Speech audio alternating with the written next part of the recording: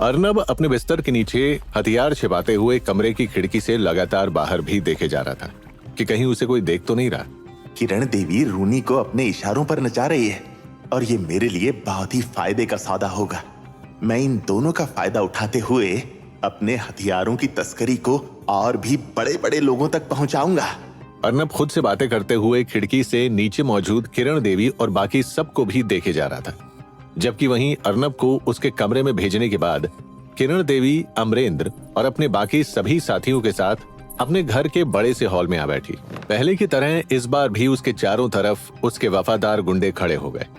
वो फिर से अपने वफादार गुंडों के बीच घिर गई थी, जबकि इधर अमरेंद्र भी उसके आसपास ही टहल रहा था।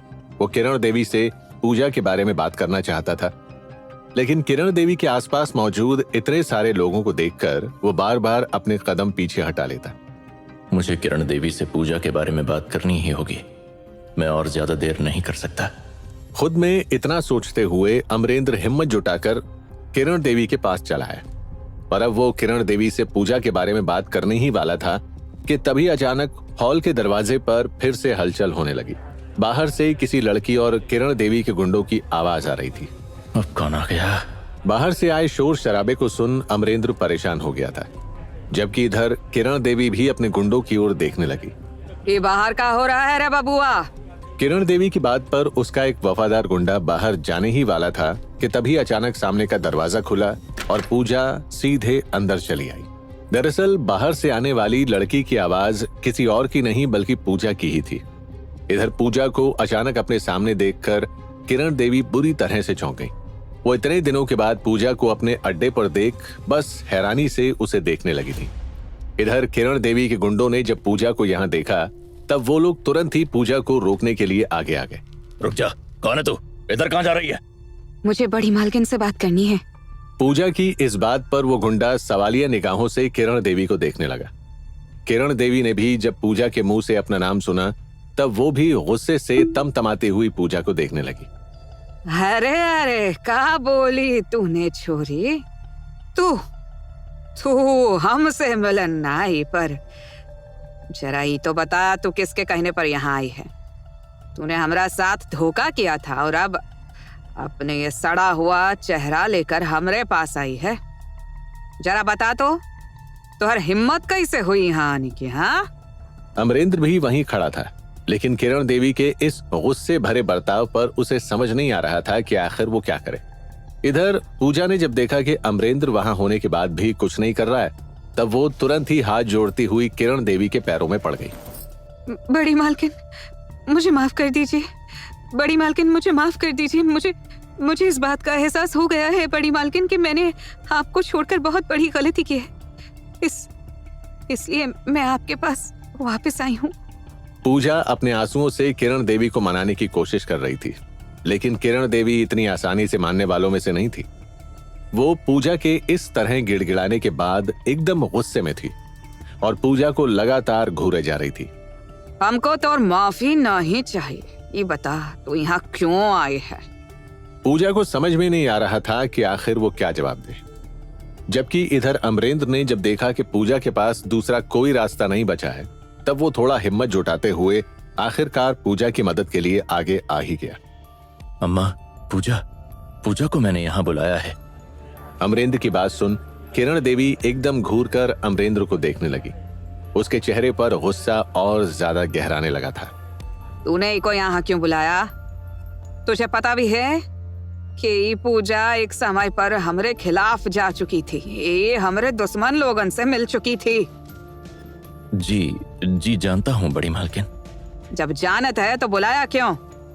सुन अमरेंद्र, ऐसे लोगन के लिए हमरे पास कोनो जगह नहीं है। किरण देवी के गुस्से से भरी बातों पर अमरेंद्र कुछ कहने के बारे में सोच रहा था, लेकिन उसकी ये हिम्मत नहीं हो पाई। उसके शब्द उसके गले में ही अटक गए। जबकि इधर पूजा ने जब इस बिगड़े हुए माहौल को देखा तब उसने किरण देवी के पैर और ज्यादा मजबूती से पकड़ लिए। बड़ी मालकिन, मुझे माफ कर दीजिए।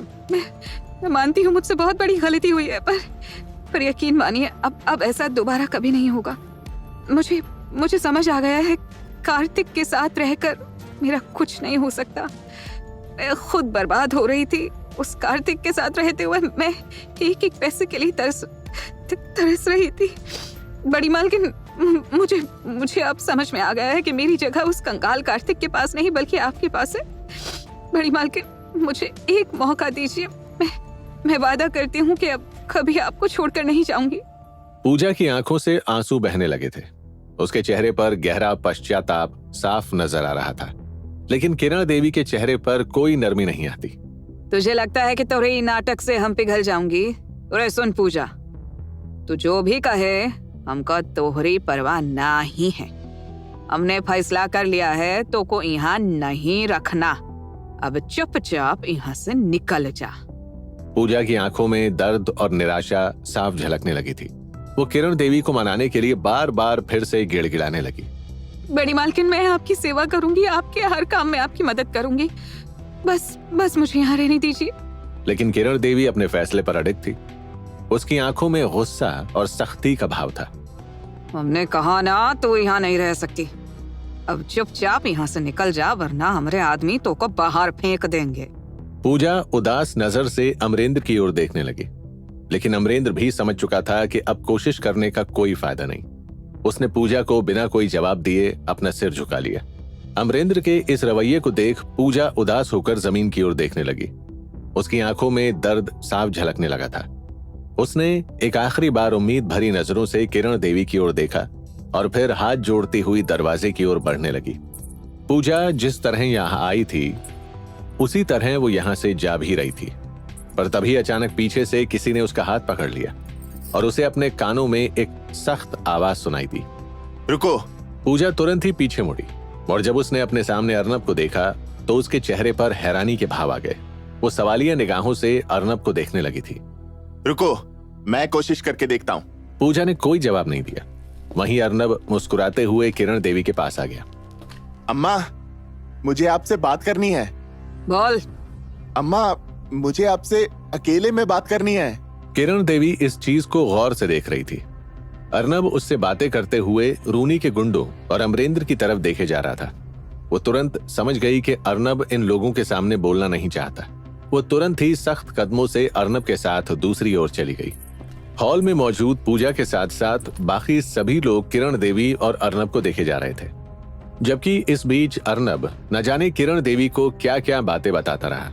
और जब उसने किरण देवी को अपनी सारी बातें बतानी बंद कर दी, तब किरण देवी एकदम मुस्कुराती हुई पूजा को देखने लगी। ठीक है छोरी, आजा।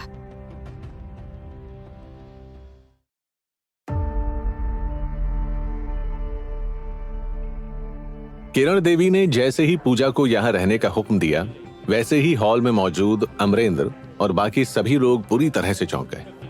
वे सभी शॉक्ड रह गए थे कि जो किरण देवी अब तक पूजा को यहाँ रहने की बात पर किसी भी तरह से तैयार नहीं हो रही थी, वो अचानक से अर्नब के कहने पर तैयार कैसे हो गई।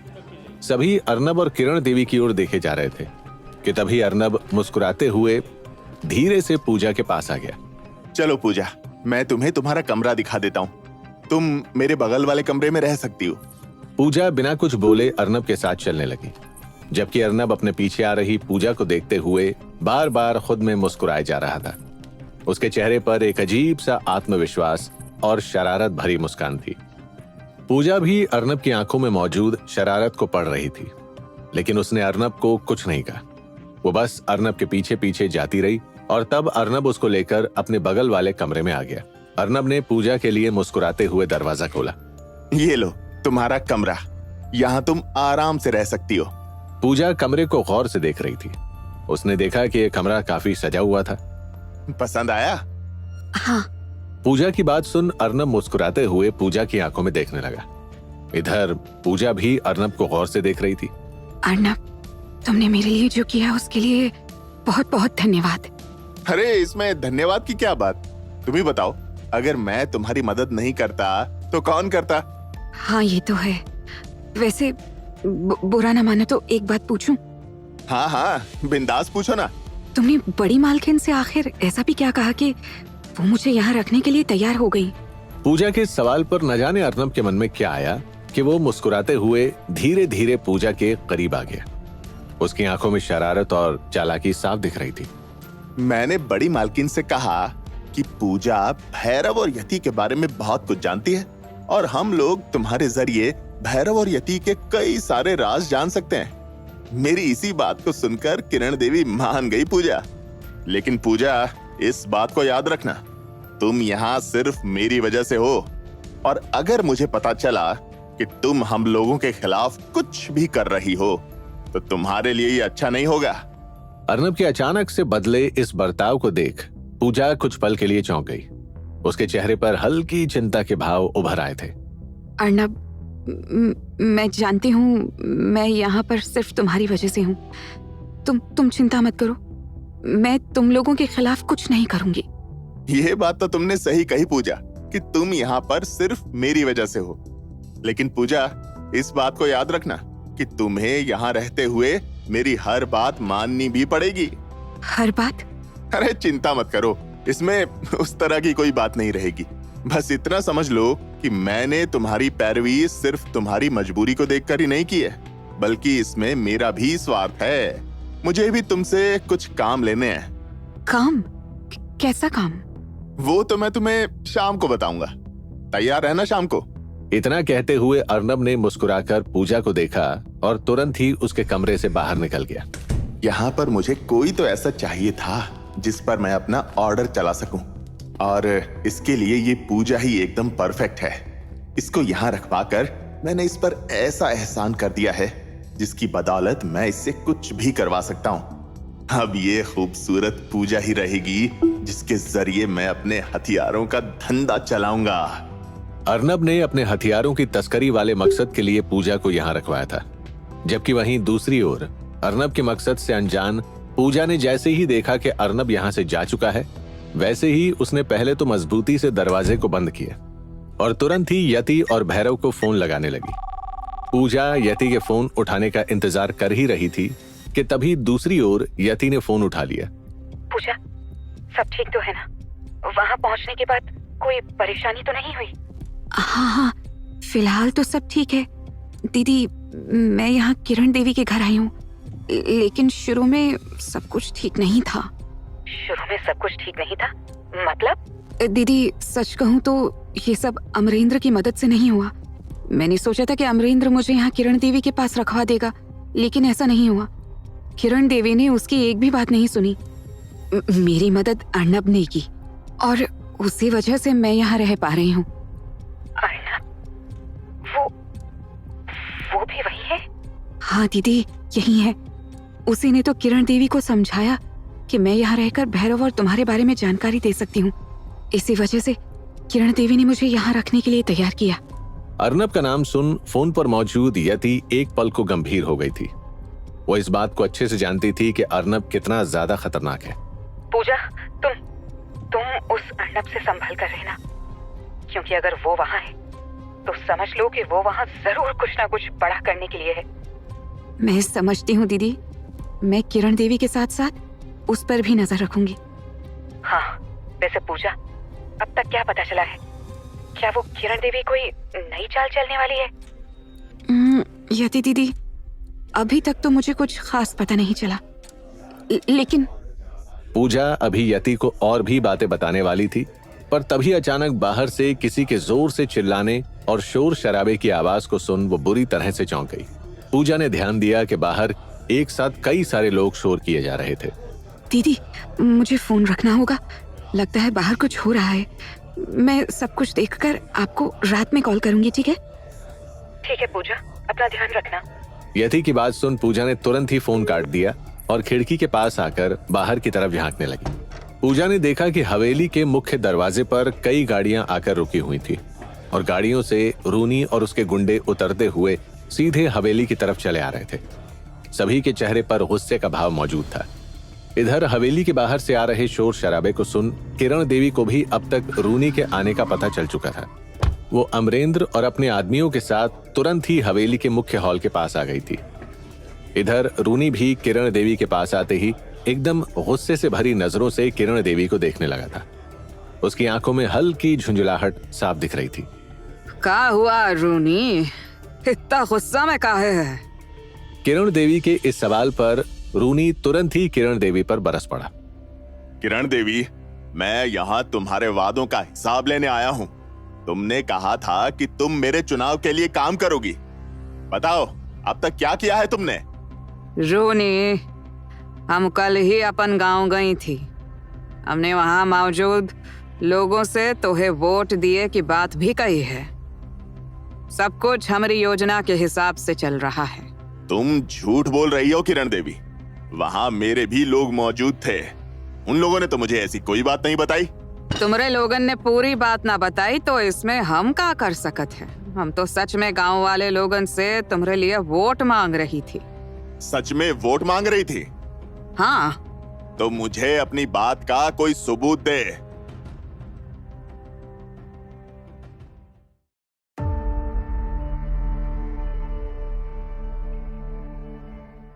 रूनी ने जैसे ही सबूत का जिक्र किया वैसे ही किरण देवी आंखें सिकोड़कर रूनी को देखने लगी। तू ये हमसे मांग रहा है रूनी? जानत है ना, राजनीति में सबूत का कोई जगह नहीं होती। हमने जो कहा है वही पर भरोसा करो।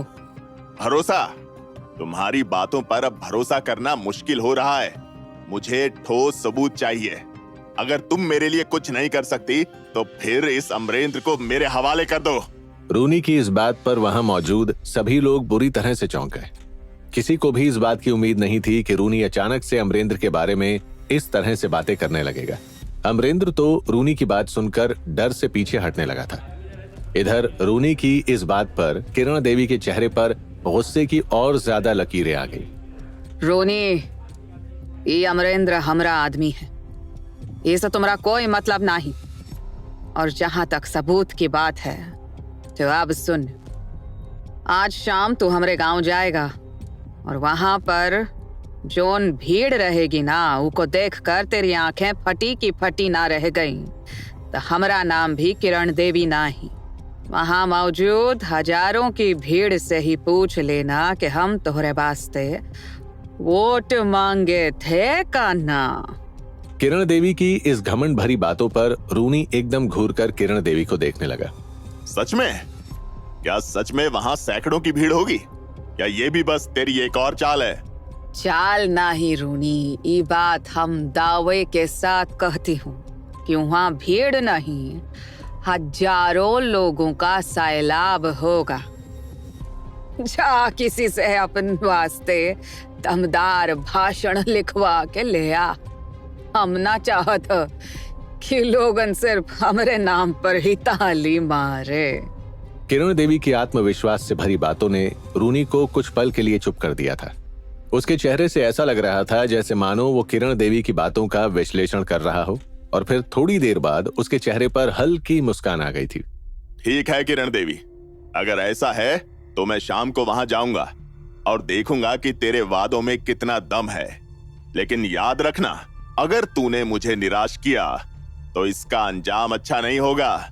हाँ, ये भी याद रखना, तेरे भाषण पर लोगों की तालियां भी बजनी चाहिए। और हाँ, एक बात और, तेरे साथ हमरा अमरेंद्र भी जाएगा। ठीक है, मैं शाम को तैयार रहूंगा। फिलहाल चलता हूँ, मुझे भी अपनी स्पीच की तैयारी करनी है। इतना कहते हुए रूनी हंसते हुए सिर हिलाने लगा और दरवाजे की ओर बढ़ गया। रूनी के वहां से जाने के बाद हॉल में कुछ देर तक सन्नाटा छा गया था। अमरेंद्र, जो अब तक चुप था, अचानक से आगे आया और किरण देवी को झुंझलाहट भरी नजरों से देखने लगा। बड़ी मालकिन, आपने मुझे इस रूनी के पीछे क्यों लगा दिया? आप जानती हैं उसे संभालना कितना मुश्किल होता है। ये आदमी हर बात पर शक करता है और हर बार सबूत मांगता है। और इसका तो मुझसे पहले का भी 36 का आंकड़ा है। कहीं इसने गोली वोली मार दी तो? अमरेंद्र के डर भरे चेहरे को देख किरण देवी ने प्यार से उसके कंधे पर हाथ रख दिया। अमरेंद्र, हमरे रहते तुमको कछु ना होगा। और हाँ, अब तुझे ही बावले सांड रूनी को संभालना होगा। हम ना ही चाहती कि इन सब में कोई गड़बड़ हो। चल अब जा, तो अभी से गांव जाकर लोगन की भीड़ इकट्ठा करनी होगी। हम चाहते हैं कि शाम में जब ये बावला रूनी गांव जाए तो वहाँ हजारों की भीड़ हो, समझे? लेकिन मालकिन, ये इतना आसान नहीं होगा। गांव वाले यूं ही नहीं आएंगे। वही लोगन को आना पड़ेगा अमरेंद्र, चाहे कछु हो जाए। हमका भीड़ चाहिए तो चाहिए। तुझे चाहे पैसे खर्च करने पड़े या धमकी देनी पड़े, लेकिन लोग वहां होने चाहिए। चल अब जा और अपना काम कर। अमरेंद्र गहरी सांस लेकर सिर हिलाता है और धीरे धीरे वहां से निकल गया। किरण देवी की बात पर अमरेंद्र वहां से निकल गया था, जबकि वहीं दूसरी ओर पूजा बालकनी में खड़ी होकर ये सारी बातचीत सुन रही थी। रूनी और अमरेंद्र की बातें सुन उसके चेहरे पर चिंता और उलझन के भाव आ गए थे, और जैसे ही वहां से सारे लोग चले गए वैसे ही वो जल्दी से अपने कमरे में लौट आई, दरवाजा बंद किया और तुरंत ही यति को फोन लगाने लगी। यति ने भी जल्द ही पूजा का कॉल रिसीव कर लिया। क्या हुआ पूजा, सब ठीक तो है ना? तुमने कहा था रात में कॉल करोगी और अभी ही फोन कर दिया। सब ठीक तो है? दीदी, क्या कुछ बड़ा होने वाला है? मैं अभी भी किरण देवी और रोनी की बातचीत सुनकर आ रही हूँ। क्या? उन्होंने क्या कहा? रोनी सबूत मांग रहा था कि किरण देवी ने उसके चुनाव के लिए क्या किया है, और अब किरण देवी उसे गांव ले जाकर भाषण दिलवाने की योजना बना रही है। वह अमरेंद्र को भी भेज रही है ताकि वह भीड़ इकट्ठा कर सके। ओह, तो इसका मतलब वे गांव वालों को अपने जाल में फंसा रही है। हमें इसे रोकना होगा। हाँ दीदी, लेकिन अभी मुझे पूरी योजना का पता नहीं चला है। मैं और जानकारी जुटाने की कोशिश करूंगी। यति से बात करते हुए पूजा इतना ही कह पाई थी कि तभी अचानक अपने दरवाजे पर हुए दस्तक की आवाज को सुन वो बुरी तरह से चौंक गई। कौन है? पूजा के सवाल पर किसी ने कोई जवाब नहीं दिया, जिसकी वजह से पूजा के चेहरे पर हल्के डर के भी भाव आ गए। दीदी, मैं कॉल रखती हूँ, शायद दरवाजे पर कोई है। ठीक है। इतना कहती हुई यति ने कॉल कट कर दिया। पूजा झिझकते हुए दरवाजा खोलने लगी।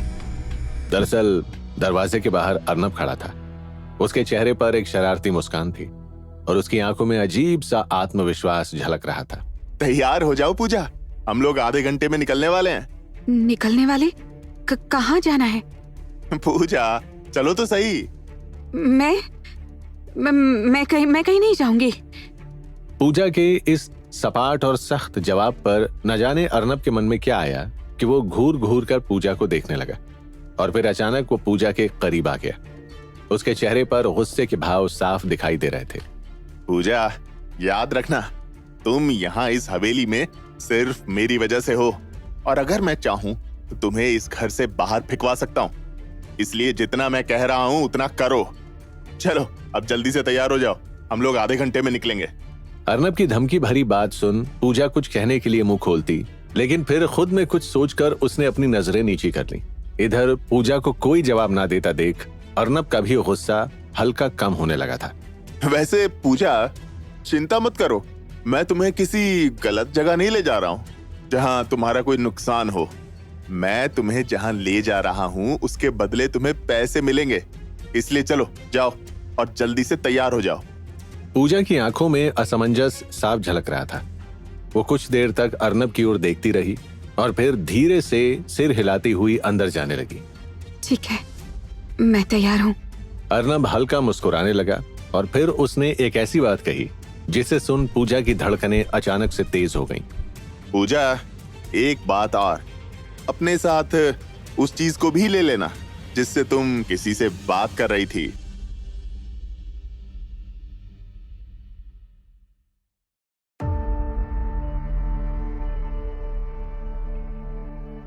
अर्नब की बात सुन पूजा बुरी तरह से चौंक गई थी, लेकिन फिर उसने किसी तरह से खुद को संभाला और अर्नब को सफाई देने की कोशिश करने लगी।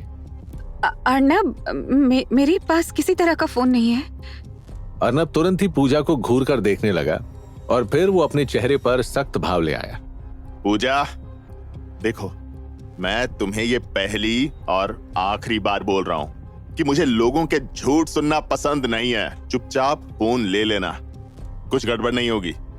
इतना कहते हुए अर्नब तुरंत ही अपने कमरे की ओर चला गया।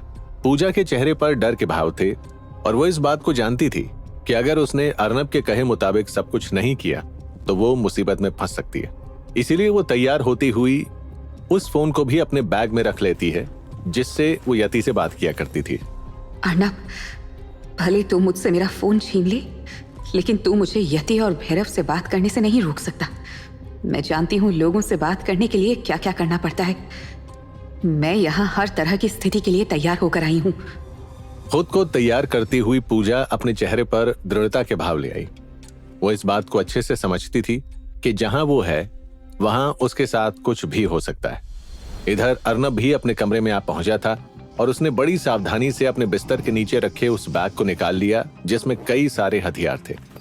मुझे हथियारों की तस्करी पर जाना है और इसके लिए पूजा को साथ ले जाना मेरे लिए फायदे का सौदा है।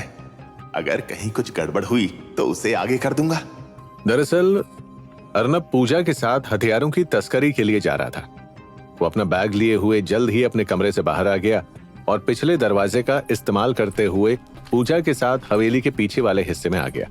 अर्नब ने वहां एक पुरानी जीप रखी हुई थी। चिंता मत करो पूजा, मैं तुम्हारे साथ हूँ। मेरे रहते तुम्हें कोई नुकसान नहीं होगा, बस मेरी बात मानती रहो। पूजा सिर झुकाकर धीरे से सहमति में सिर हिला दी, जबकि अर्नब ने तभी जीप का दरवाजा खोला और पूजा को उसमें बैठाते हुए तुरंत ही वहां से निकल गया। अर्नब ड्राइव किए जा रहा था, जबकि पूजा के चेहरे पर अभी भी हल्के डर के भाव मौजूद थे। लेकिन हम कहाँ जा रहे हैं अर्नब? वक्त आने पर सब पता चल जाएगा। पर लाओ, उस फोन को मेरे हवाले करो जिससे तुम बात करती थी। अर्नब की इस बात पर पूजा ने ना चाहते हुए भी अपने पर्स से एक फोन निकालकर अर्नब के हाथों में रख दिया। उस फोन को देख अर्नब पहले तो मुस्कुराया और फिर अचानक उसने उस फोन को बाहर चलती जीप से बाहर फेंक दिया। पूजा, हो सकता है तुम्हें मेरा ये काम खराब लगाओ, लेकिन यकीन मानो ये काम मैंने तुम्हारी भलाई के लिए किया, क्योंकि अगर हवेली में कोई इस फोन के साथ तुम्हें पकड़ लेता तो तुम्हारी जान जानी तय थी। पूजा कुछ नहीं बोली। वो खिड़की से बाहर देखते हुए अपनी ही सोच में डूबी हुई थी कि आखिर वो कहां जा रही है। इधर अर्नब अपनी जीप को गांव की सुनसान सड़कों पर दौड़ाए जा रहा था और फिर कुछ देर बाद उसने जीप को एक सुनसान जगह पर रोक दिया। पूजा ने ध्यान दिया कि ये जगह किसी गोदाम जैसी दिख रही थी, जहां बाहर कुछ लोग खड़े थे। तभी अर्नब अपने बैग के साथ गाड़ी से नीचे उतर आया। चलो पूजा, ये जगह तुम्हें शायद पसंद नहीं आएगी, लेकिन चिंता मत करो, तुम्हें बस मेरे साथ रहना है।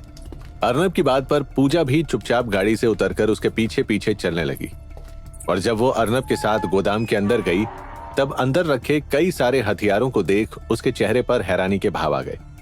अर्नब, ये सब क्या है? ये हमारा व्यापार है और तुम्हें बस यहाँ खड़े रहना है और देखना है, बाकी सब मुझ पर छोड़ दो। अर्नब गोदाम के अंदर हथियारों की गिनती करने लगा, जबकि पूजा ये सब देखकर दंग रह गई। ये आदमी मुझे किसी बड़े खेल में फंसा रहा है। मुझे इससे और किरण देवी से बहुत संभल कर रहना होगा और जितनी जल्दी हो सके मुझे यति दीदी को ये सब बताना होगा। पूजा अर्नब के इस गोरख धंधे के बारे में यति को बताने के बारे में सोच रही थी, जबकि वहीं दूसरी ओर यति अपने घर में बैठी पूजा की ही बातों के बारे में सोच रही थी। भैरव पास ही खड़ा था और यति के चेहरे पर मौजूद परेशानी को देखकर वो धीरे से यति के पास आ गया। क्या हुआ गुड़िया, तू इतनी ज्यादा परेशान क्यों है? भैरव, मैंने अभी थोड़ी देर पहले पूजा से बात की थी। पूजा ने बताया कि रोनी यहाँ एक बड़ा कार्यक्रम करने वाला है जिसमें अमरेंद्र गांव वालों को जबरदस्ती ले जाने की कोशिश कर रहा है। हमें इसे रोकना होगा। यति की बात सुन भैरव के भी चेहरे पर परेशानी की लकीरें आ गई। लेकिन हम इसे कैसे रोकेंगे? गांव वाले तो पहले से ही इन लोगों के बहकावे में आ चुके हैं।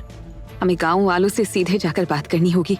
हम उन्हें समझाएंगे कि ये कार्यक्रम सिर्फ उन्हें लालच देकर फंसाने की कोशिश है। अगर वे नहीं माने तो इस बार हमें और सख्त कदम उठाने पड़ेंगे। भैरव कुछ पल के लिए सोचता है, फिर हाँ में सिर हिलाने लगा था। ठीक है यति, हमें जल्दी कुछ करना होगा वरना देर हो जाएगी। इतना कहते हुए भैरव ने यति के साथ साथ राघव को भी ले लिया और गांव के चौराहे की ओर बढ़ने लगा। लेकिन वो लोग जैसे ही गांव के बीच में पहुंचे वैसे ही ये देखकर वो सभी चौंक गए कि अमरेंद्र अपने आदमियों के साथ पहले से ही वहां था। दरअसल अमरेंद्र और उसके कई आदमी गांव के हर घर में जाकर लोगों से बातचीत कर रहे थे। उन लोगों के हाथ में एक बड़ा सा थैला था जिससे वो सभी गांव वालों को 5-5 100 के नोट दिखा रहे थे। सुनो सब लोग, आज शाम को बड़े मैदान में कार्यक्रम होगा। जो भी वहाँ आएगा उसे 500 रुपए मिलेंगे। ये पैसा तुम्हारी मेहनत का इनाम है, लेकिन याद रखना सबको आना होगा। अमरेंद्र के हाथ में मौजूद पैसों को देख गांव वाले लोग हाँ में सिर हिलाने लगे थे। हाँ, हम जरूर जाएंगे। अमरेंद्र भैया, आप सच में महान हैं। पहले तो आपने हम लोगों को गांव में ही रोजगार दे दिया और अब हम लोगों को मुफ्त में पैसे भी दे रहे हैं। हम लोग जरूर आएंगे भैया। गांव वालों के इस जोश को देखकर अमरेंद्र बहुत खुश था। वो तुरंत ही अपने आदमियों को इस चीज का और जोर शोर से प्रचार करने को कहने लगा। अमरेंद्र के आदेश पर उसके आदमी और जोर शोर से लोगों को अपने पास बुलाने लगे। सुन लो सभी, हर आदमी को 500 रुपए मिलेंगे। वहाँ आकर रूनी का भाषण सुनो और अपना भविष्य बेहतर बनाओ। अमरेंद्र और उसके आदमियों ने कार्यक्रम से पहले ही गांव में माहौल बना दिया था। जबकि इधर भैरव, यति और राघव ने जब ये सब कुछ देखा तो उनके चेहरे पर परेशानी के भाव आ गए। भैरव ने तो गुस्से से अपनी मुट्ठियां भींच ली। यति, ये लोग गांव वालों को पैसों के लालच में फंसा रहे हैं। हमें कुछ करना होगा। हम जरूर करेंगे भैरव, लेकिन हमें सोच समझकर कदम उठाना होगा। भैरव और यति अमरेंद्र और उसके आदमियों को रोकने के बारे में सोच ही रहे थे। जबकि इसी बीच अमरेंद्र की नजर जैसे ही भैरव पर पड़ी, वैसे ही अमरेंद्र का चेहरा एकदम सख्त हो गया। नारायण महल में लगी आग से बचने के बाद यह पहली बार था जब अमरेंद्र और भैरव की एक दूसरे से नजर मिली थी।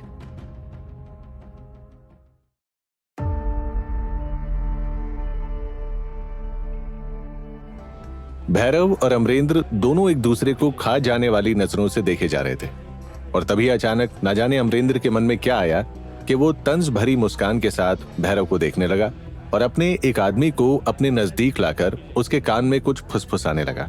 सुनो, तुम लोग हर घर में जाओ और सभी को कार्यक्रम में आने के लिए कहो।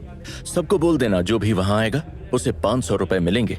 तब तक मैं दूसरे गांव जाकर लोगों को बुलाने की तैयारी करता हूँ। इतना कहकर अमरेंद्र अपनी गाड़ी में बैठा और वहां से चला गया। अमरेंद्र के जाने के बाद उसके आदमी गांव के घर घर जाकर लोगों को समझाने और कार्यक्रम में आने के लिए पैसे का लालच देने लगे। भैरव, यति और राघव ये सब कुछ गुस्से से देख रहे थे। भैरव तो बस यति की वजह से रुका हुआ था। भैरव, अगर हम लोग अभी गांव वालों को रोकने जाएंगे तो किरण देवी के ये गुंडे गांव वालों के सामने हम लोगों को उसका दुश्मन बना देंगे। इसलिए पहले इन लोगों को यहाँ से जाने दो, फिर हम लोग कुछ करेंगे। यति की बात पर भैरव अब सिर्फ अमरेंद्र और उसके आदमियों के यहाँ से जाने का इंतजार करने लगा और जैसे ही अमरेंद्र के सारे आदमी वहां से गए वैसे ही वो सभी गांव वालों के पास पहुंच गए। वे एक घर के बाहर खड़े कुछ लोगों से बात करने की कोशिश कर रहे थे। गांव वालों सुनो, ये लोग तुमसे झूठ बोल रहे हैं। रूनी का ये कार्यक्रम सिर्फ तुम्हें बहकाने और फंसाने के लिए है। तुम लोग वहां मत जाओ। भैरव की बातों को सुन गांव वाले भैरव, यति और राघव को अजीब नजरों से देखने लगे। उनकी नजरों से ये साफ था कि वो सभी भैरव की बातों से सहमत नहीं है। भैरव, हमें वहां जाने से क्या नुकसान होगा? अरे उल्टा हमें 500 रुपए मिल रहे हैं। इससे तो हमारा फायदा ही हो रहा है। लेकिन भाइयों, ये पैसा आप लोगों के लिए जाल है। ये लोग आप लोगों को लालच देकर अपने मतलब के लिए इस्तेमाल कर रहे हैं। अगर हमें पैसा मिल रहा है तो इससे क्या फर्क पड़ता है यति दीदी? वैसे भी इससे गांव का भलाई होगा। बताइए, आज के जमाने में भला कौन यूं ही 500 रुपए देगा? गांव वालों की बातें सुन भैरव और यति के चेहरे पर गहरे निराशा के भाव आ गए थे, लेकिन वो इतनी आसानी से हार मानने वालों में से नहीं थे। वो सभी एक और घर के बाहर खड़े लोगों से बात करने लगे। भाइयों देखो, ये लोग तुम्हारे भरोसे के साथ खिलवाड़ कर रहे हैं। अगर तुम इनके बहकावे में आ गए तो पूरा गांव बर्बाद हो जाएगा। भैरव, तुम हमें रोकने की कोशिश मत करो। हमें पता है कि हमें क्या करना है। अमरेंद्र हम लोगों को मुफ्त में 2 दिन की दिहाड़ी दे रहा है और उसने तो हम लोगों के लिए परमानेंट रोजगार का भी इंतजाम किया है। बताओ भैरव, हम लोग वहाँ क्यों न जाएं? क्या तुम दोगे हम लोगों को 500 रुपए? भैरव के पास इन गांव वालों की बातों का कोई जवाब नहीं था। वो भारी मन से पीछे हटने लगा। यति, अब क्या करें? ये लोग हमारी बात सुनने के लिए तैयार ही नहीं हैं। हमें कोई और तरीका खोजना होगा। अगर हम इन लोगों को अभी रोकने में नाकाम हुए तो ये पूरा गांव रूनी के जाल में फंस जाएगा। यति और भैरव अभी भी गांव वालों को समझाने के बारे में सोच रहे थे, लेकिन उनकी बात कोई सुनने के लिए तैयार ही नहीं हो रहा था। और देखते ही देखते कब शाम हो गई इस बात का उन लोगों को पता ही नहीं चला। शाम होते ही गांव में अचानक से चहल पहल बढ़ गई। सभी गांव वाले बड़े मैदान की ओर बढ़ने लगे थे। सभी को वहां पर मिलने वाले 500 रुपए की उम्मीद थी। अमरेंद्र और उसके आदमियों के 500 रुपए के लालच की वजह से जल्द ही उस गांव के बड़े मैदान में हजारों की भीड़ इकट्ठा हो गई। अमरेंद्र ने भी उस मैदान में लोगों के ठहरने की व्यवस्था अच्छे से की थी। वहां चारों ओर रंग बिरंगे झंडे, माइक से गूंजती आवाजें और चारों तरफ की सजावट किसी बड़े मेले का एहसास करा रही थी। अमरेंद्र अपने आदमियों के साथ मंच के पास खड़ा था और उसके चेहरे पर संतोष और आत्मविश्वास झलक रहा था कि उसने किरण देवी की बात पर यहाँ हजारों की भीड़ जमा कर दी है। आजा रूनी, तूने बड़ी मालकिन से सबूत मांगा था ना। तूने बड़ी मालकिन को चुनौती दी थी। अब देख, तेरी मुंह खाने की बारी आ गई है। अमरेंद्र ने खुद से इतना ही कहा था कि तभी रूनी का काफिला गांव में दाखिल हो गया। रूनी के उस काफिले में बड़ी बड़ी एसयूवी गाड़ियां मौजूद थी, जिनमें रूनी के बंदूकधारी सुरक्षा गार्ड तैनात थे। रूनी भी इस हजारों की भीड़ को देखकर काफी खुश नजर आ रहा था। वो हवा में हाथ लहराते हुए अपनी गाड़ी से उतरा और तभी अमरेंद्र आगे बढ़ते हुए उसके स्वागत में लग गया। आसपास मौजूद अमरेंद्र और रूनी के लोग जोश में ताली बजाने लगे। स्वागत है रूनी, देख लो, किरण देवी ने जो कहा था वो कर दिखाया। ये हजारों लोग सिर्फ और सिर्फ आपके समर्थन में यहाँ आए हैं। सच में अमरेंद्र, इतनी भीड़ देखकर तो मैं हैरान हूँ। सच कहूँ, तुम्हारी मालकिन ने तो इस बार कमाल कर दिया। इस बार मेरा चुनाव जीतना तय है। जीत तो पक्की है, लेकिन बड़ी मालकिन की वो बात याद है ना? तुम्हें भाषण देकर इन गांव वालों को प्रभावित करना है। मुझे सब याद है। इतना कहते हुए रूनी मुस्कुराते हुए मंच की ओर बढ़ा और उसके मंच पर पहुंचते ही वो भाड़े की भीड़ जोर जोर से उसके नाम के नारे लगाने लगी। रूनी साहब जिंदाबाद! रूनी साहब जिंदाबाद! भीड़ से आ रहे नारे को सुन रूनी के चेहरे पर मुस्कुराहट आ गई। उसने माइक पर आते ही चारों तरफ हाथ हिलाकर लोगों का अभिवादन किया और अपना भाषण देना शुरू कर दिया। मेरे भाइयों और बहनों, आप सभी का यहाँ पर स्वागत है। मुझे ये देखकर बहुत खुशी हो रही है कि आप लोग इतनी बड़ी संख्या में मेरे समर्थन में आए हैं। भीड़ जोर जोर से ताली बजाने लगी, जबकि रूनी मुस्कुराते हुए अपनी बात आगे बढ़ाने लगा। दोस्तों, मैं यहाँ आप सभी का आशीर्वाद लेने आया हूँ। याद रखिएगा, आप सभी की चहेती किरण देवी पहले से ही मेरे साथ हैं। मैं जो आपके सामने हूँ, वो सब किरण देवी की वजह से ही हुआ है। उन्होंने मुझे हर कदम पर सपोर्ट किया है। रूनी जानता था कि ये भीड़ सिर्फ और सिर्फ किरण देवी की वजह से यहाँ आई है, इसलिए वो किरण देवी के बारे में बातें किए जा रहा था। जबकि वहीं दूसरी ओर उसकी किरण देवी की बातें सुन भीड़ में मौजूद लोग तालियां बजाने लगे। पूरी भीड़ में जश्न सा माहौल था। सभी बस रूनी का भाषण खत्म होने के साथ ही अपने अपने हिस्से के 500 के इंतजार में थे। और इसी भीड़ में मलंग भी मौजूद था। वही फटे पुराने कपड़ों में, माथे पर राख लगाए, अपनी अजीब सी हंसी के साथ रूनी की बिना सिर पैर की बातें सुने जा रहा था। जैसे जैसे रूनी के मुंह से किरण देवी का नाम सुनता, वैसे वैसे उसके चेहरे पर एक अजीब सी कुटिल मुस्कान उभरने लगती थी। किरण देवी, जिसने अपनी बेटी की आत्मा को भटकने के लिए छोड़ दिया, वो दूसरों के लिए हजारों की भीड़ जुटा रही है। कितना घटिया तमाशा है। मलंग की हंसी और बड़बड़ाहट उसे और अजीब बना रही थी। और फिर न जाने उसके मन में क्या आया कि वो धीरे धीरे भीड़ को चीरते हुए मंच की ओर बढ़ने लगा। मलंग भीड़ को चीरते हुए किसी तरह मंच के पास पहुंच गया था और मंच के पास खड़े अमरेंद्र ने जैसे ही मलंग को देखा, वैसे ही उसके चेहरे पर अजीब से भाव आ गए। वो बस एकटक मलंग को देखे जा रहा था, जबकि तभी मलंग एकदम उसके पास आ गया। अरे बेटा, तू यहाँ आए हर आदमी को 500 रुपए देने वाला था ना? चल, मेरा भी हिस्सा निकाल। आखिर मैं भी तो इस भीड़ का हिस्सा हूँ ना। बाबा, आप, लगता है मैंने आपको कहीं देखा है। अमरेंद्र की इस बात को सुन मलंग जोर से हंसने लगा। हाँ बेटा, तूने मुझे देखा है। अपनी मालकिन से पूछना मैं कौन हूँ। मेरा नाम है मलंग। और अपनी मालकिन को ये भी बता देना कि उसकी बेटी मालती की आत्मा अभी भी भटक रही है। देख देख, अभी मालती तेरे पीछे है, देखना।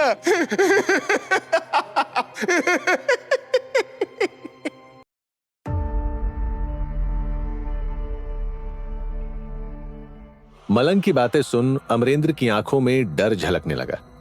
वो डरते हुए पीछे देखने लगा, लेकिन उसके पीछे किसी तरह की कोई आत्मा नहीं थी। यहाँ तो कोई नहीं है। अमरेंद्र की इस बात को सुन मलंग जोर जोर से हंसने लगा।